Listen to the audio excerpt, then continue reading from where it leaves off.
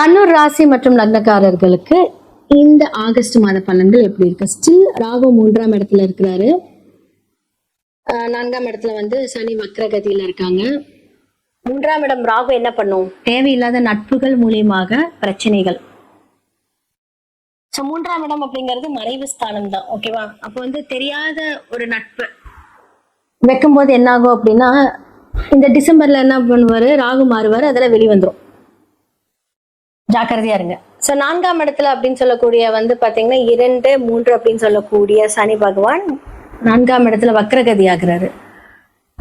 அப்ப குடும்பம் சார்ந்த ஒரு முயற்சி எல்லாமே வந்து பாத்தீங்க அப்படின்னா இந்த காலகட்டத்துல கொஞ்சம் நிறைய எடுக்கக்கூடிய விஷயங்கள், தேடி போய் பண்ணக்கூடிய விஷயங்களா இருக்கும்.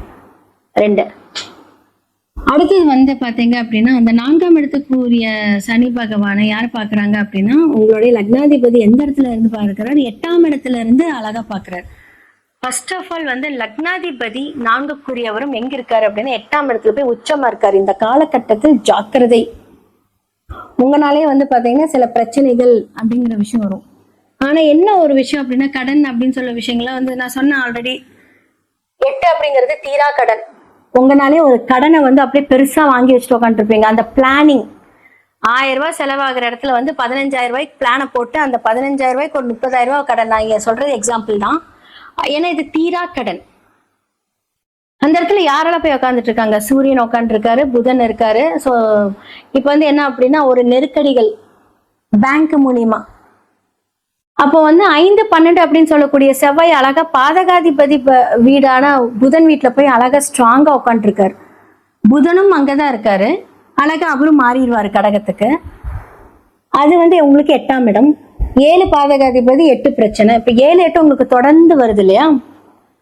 அது ஒரு புதன் வீட்டுல இருக்கும்போது தனுர் லக்னக்காரருக்கு கொஞ்சம் ஃபேவரபிளா இருந்தாலும் ஆனா மற்ற கிரகங்களோட சூழ்ச்சிகள் அப்படிங்கிறது இருக்கு. அப்ப குழந்தைகள் மூலியமாக சில ப்ராப்ளம்ஸ் ஃபேஸ் பண்ணுவீங்க. 5ஆம் இடம் அப்படிங்கிறது குழந்தைகள். 5ஆம் இடம் அப்படிங்கிறது வந்து குலதெய்வம். இந்த காலகட்டத்தில் குல தெய்வம் போலாமான்னு கேட்டா அந்த கோவிலுக்கு போகக்கூடாது. 5ஆம் இடம் அப்படிங்கிறது பிளானிங். மனசுக்கு பிடிச்ச விஷயங்கள் செய்யறது 5ஆம் இடம். நீங்க மனசுக்கு பிடிச்ச விஷயங்கள் செய்வீங்க, அது பின்னாடி பிரச்சனையா போய் முடியும். அதுதான் வந்து நான் சொல்றேன். ஏன்னா 7ஆம் வீடு புதனோட வீடு. புதன் வீட்டுல இப்ப செவ்வாய். அப்போ செவ்வாய் வீடு கொடுத்த புதன் வந்து 8ல. அப்போ வந்து என்னன்னா உங்களுடைய இந்த காம்பினேஷன் வந்து பாத்தீங்கன்னா நல்லா இருக்கான்னு கேட்டா நோ. அதத்தான் நான் சொல்றேன். ஸோ 9க்குரிய சூரியனும் என்ன ஆகும்? 8ல இருக்கு. அப்போ 9ஆம் இடம் அப்படிங்கிறது தந்தையை குறிக்கும்.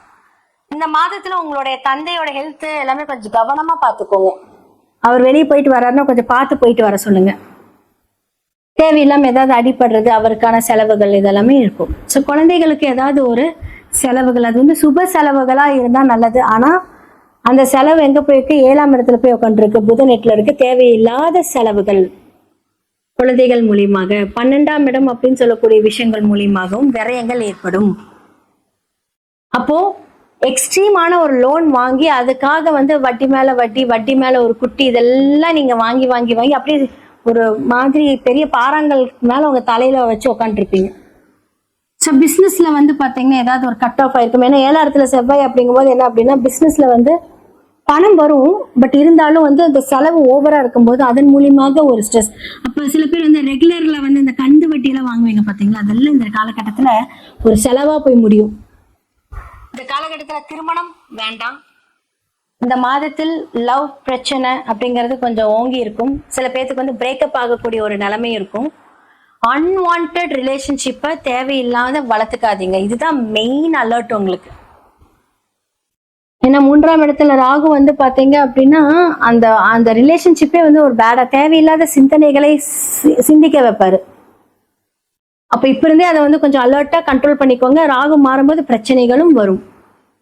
ஸோ இதெல்லாம் ஏன்னா ஆல்ரெடி வந்து உங்களுக்கு அர்த்தாஷ்டம சனி 10ஆம் பார்வையை உங்களுடைய லக்னத்தை பாக்குறாரு. ஸோ ஜாக்கிரதை, அவ்வளவுதான் நான் சொல்லுவேன். முடிஞ்ச அளவுக்கு வந்து புது டெசிஷன், புதுசா ஏதாவது ஒண்ணு பண்றது அப்படின்னு இந்த மாதத்துல கொஞ்சம் கண்ட்ரோலா இருங்க.